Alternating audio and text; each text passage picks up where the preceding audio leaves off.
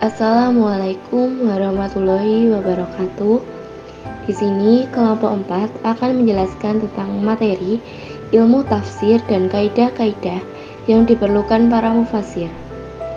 Sebelum ke materi, saya akan memperkenalkan anggota kelompok 4 yang terdiri dari Nurrohma Dinda Andini Mastofani dengan NIM 215211238, Eni Kusuma Wahyu Ningtyas dengan NIM 2152111239, Fauzi Yuda Aulia dengan NIM 2152111240, Danira Prastiwiningrum dengan NIM 2152111241, Roja Isni Atkilah dengan NIM 2152111242. Yang pertama, kaidah dan tafsir. Kata kaidah dalam Kamus Besar Bahasa Indonesia memiliki arti rumusan asas-asas yang menjadi hukum, aturan tertentu, patokan, dan dalil. Sedangkan tafsir dikenal sebagai cara untuk mengurai bahasa, konteks, dan pesan-pesan moral yang terkandung dalam Al-Quran. Ilmu tafsir merupakan ilmu pokok dalam Al-Quran yang menjelaskan tentang kalimat dan juga huruf dalam Al-Quran. Kemudian sejarah perkembangan kaidah tafsir.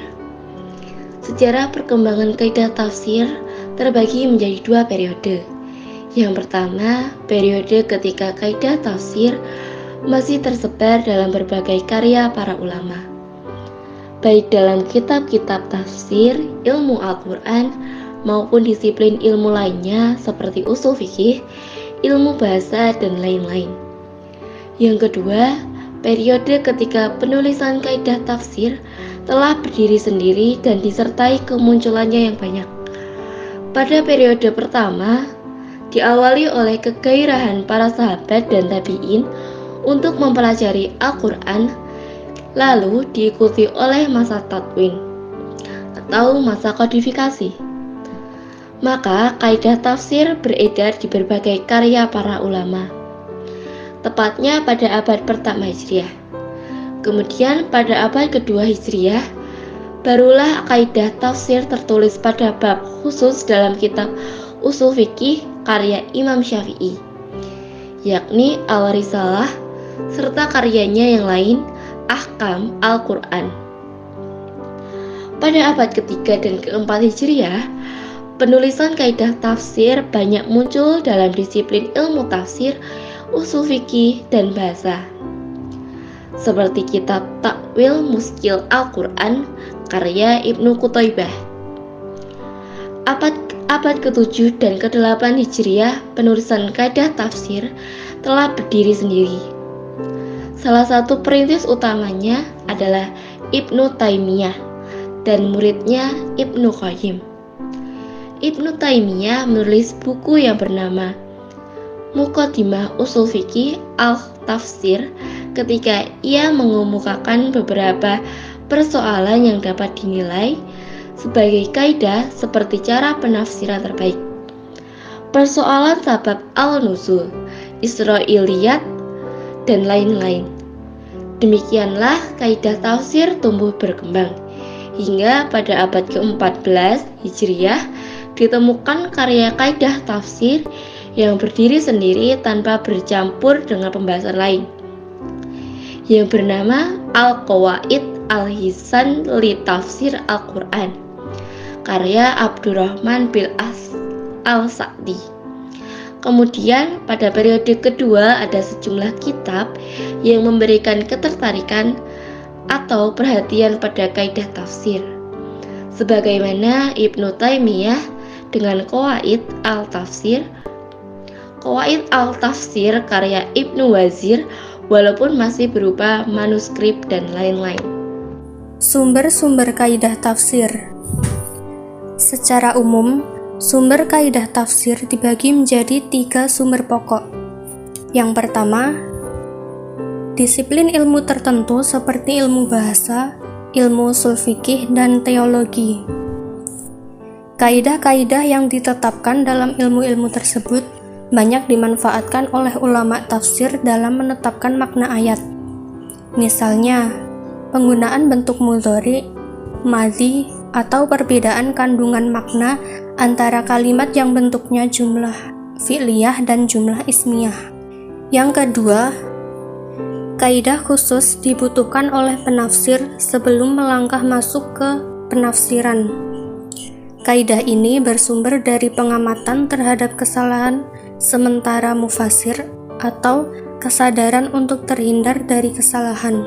Misalnya, kaidah-kaidah yang berkaitan dengan penerapan metode tahlili, maudhu'i, atau muqaran.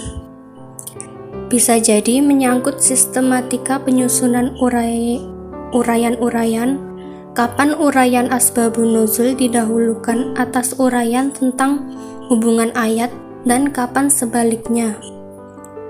Bagaimana sikap terhadap sinonim yang terdapat dalam Al-Quran?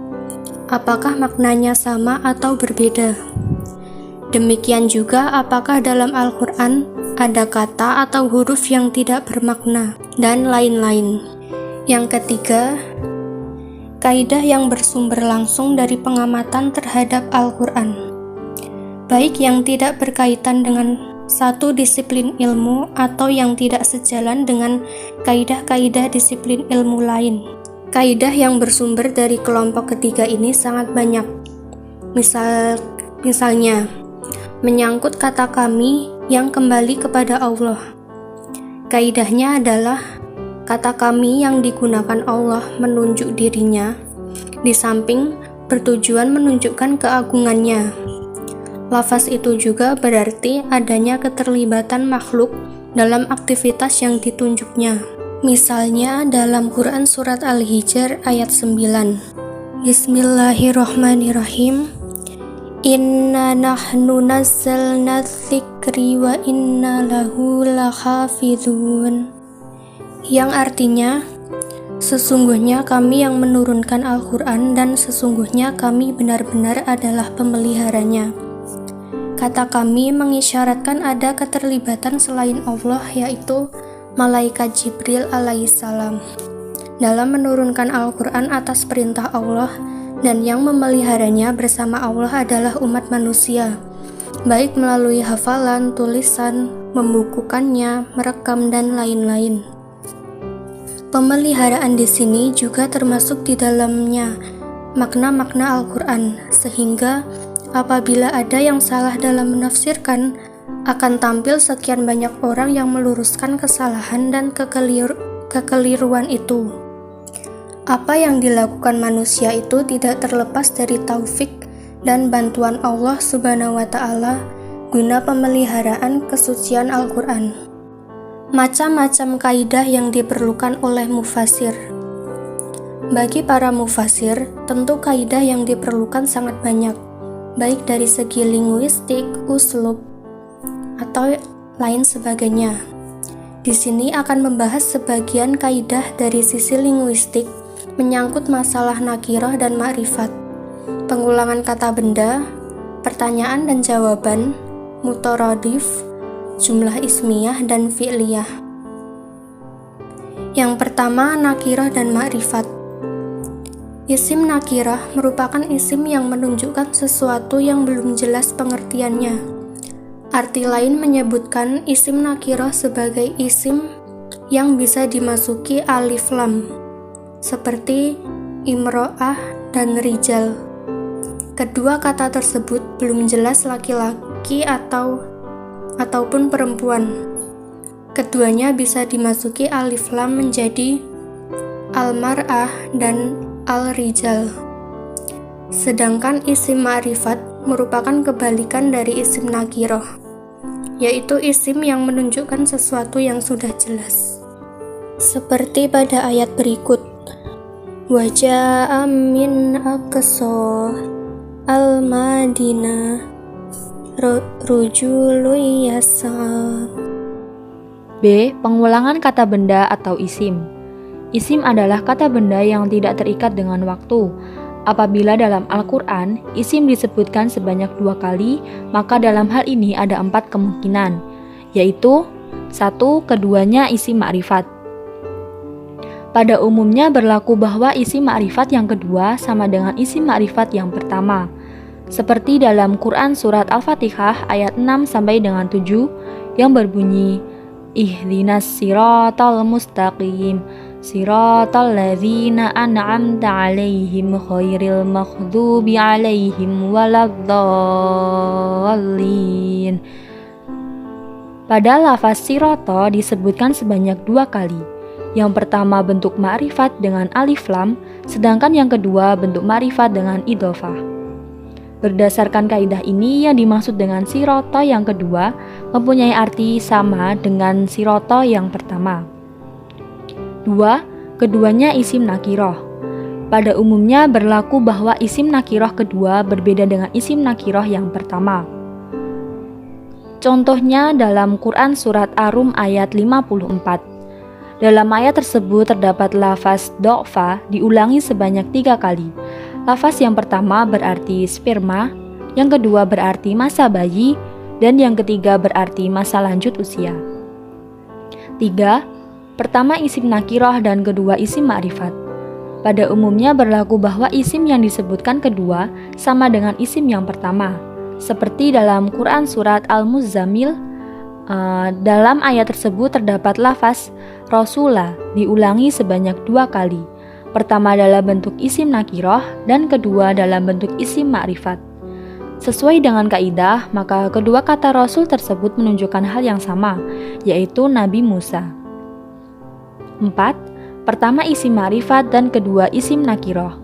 Pada umumnya berlaku 2 kemungkinan, tergantung dengan indikatornya.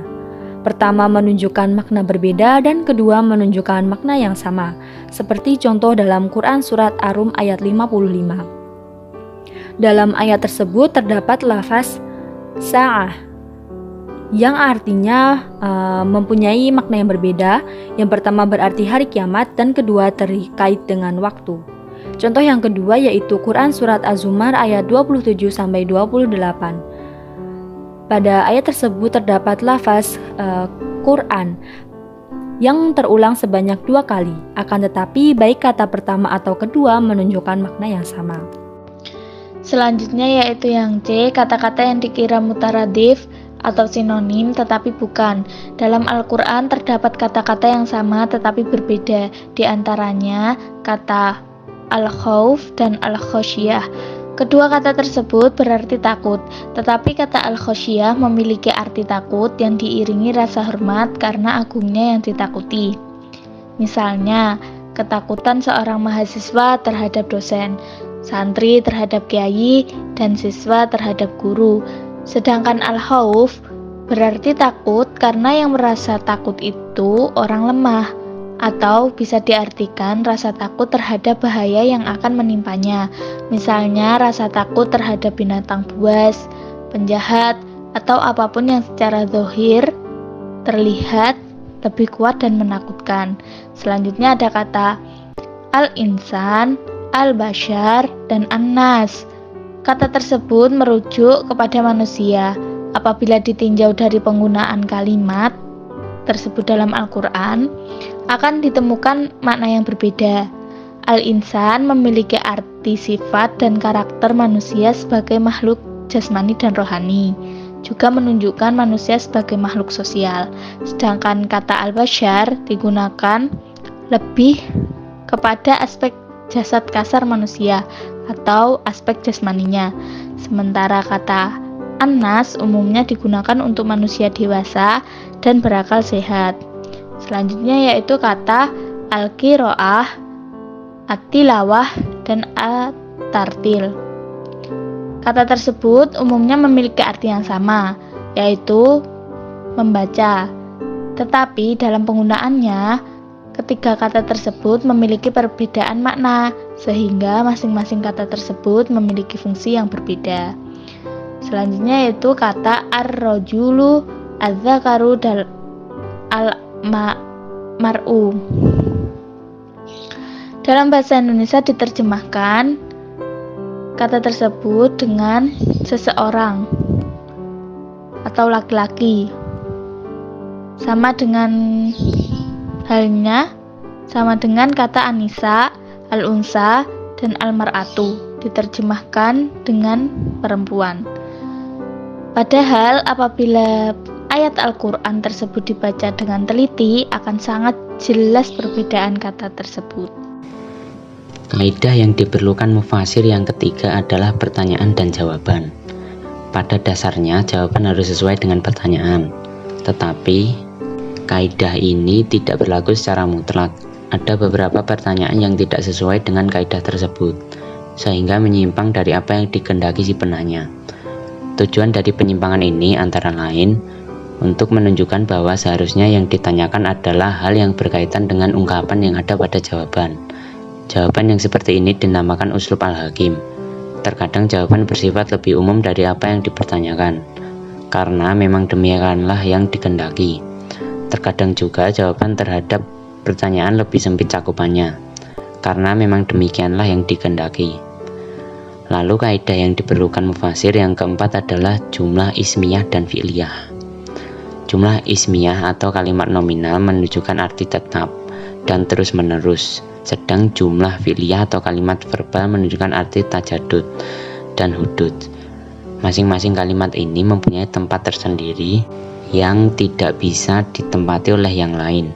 Misalnya tentang infak yang diungkapkan dengan kalimat verbal, sedangkan masalah keimanan menggunakan kalimat nominal. Hal ini karena infak merupakan suatu perbuatan yang bersifat temporal yang terkadang ada dan terkadang tidak ada. Beda halnya dengan keimanan, ia mempunyai hakikat yang tetap berlangsung selama hal-hal yang menghendakinya masih ada. Demikian pemaparan materi yang dapat kami jelaskan tentang ilmu tafsir dan kaidah-kaidah yang diperlukan para mufasir. Kurang lebihnya kami mohon maaf. Wassalamualaikum warahmatullahi wabarakatuh.